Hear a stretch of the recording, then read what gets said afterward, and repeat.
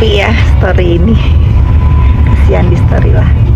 Selamat pagi netizen, kalian follower pinter aku gelah ya maulah si biadab lupar lapor. Dia itu tahu sebetulnya aku itu tidak sudi meladeni ulah-ulah sampah, karena dia selalu berulah sampah. Sekarang dia udah masuk jenis sampah yang nggak bisa didaur ulang, sampah negara. Pokoknya saran dari aku nih untuk pengguna dunia maya, pengguna sosmed, jangan mau dibelokin kiri kanan depan belakang, jangan mau. Kita fokus dengan perbuatan kriminal dia ya, mau apa lupar lapor nggak usah dipikirin ya, nggak usah dipikirin.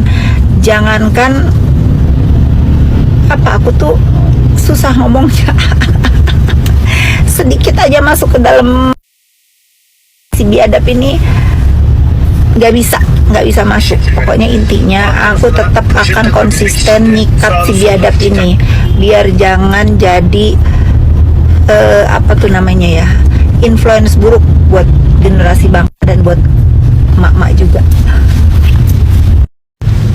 gitu ya netizen. Aku pokoknya happy hari ini akan ada berita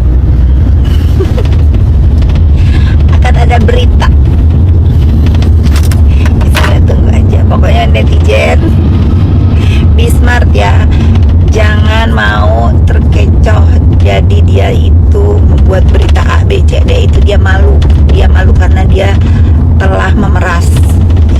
Dia malu, dia nuduh BPOM disogok, nggak taunya dia yang memeras netizen ya. Emang biadab deh itu. Aku tidak pernah menyesal, tidak akan meralat seumur hidupku kalau dia memang pantas diberi nama biadab ya. Apa lo? Tapi aku gembira loh, miring dulu macet. Tapi aku gembira loh netizen, kata tim sosmedku yang di depan nih, katanya si biadab di feednya udah penuh dengan hujatan, tapi bukan kayak dia yang ngebuzzer aku yang ngehujat real account. Bagus gitu ya. Aku nggak apa-apa, capek juga sih. Ini amal ibadah untuk membumi hanguskan contoh buruk di republik ini. Pokoknya jangan dikasih tempat buat dia yang merasa jago, merasa hebat, merasa punya tim cenah. Lalu katanya dia dengan pede ya, kata tim sosmedku, ada berapa juta yang lihat dia. Orang mau ngelihat berapa juta juga mau lihat kau dan mau unfollow karena kau sudah kehilangan 1 juta follower ya. Sedih ya. Bagus, pengen tahu siapa yang endorse kau. Emang mau brandnya di-endorsein kau? Yang kebayang apa? Endorse brand kau.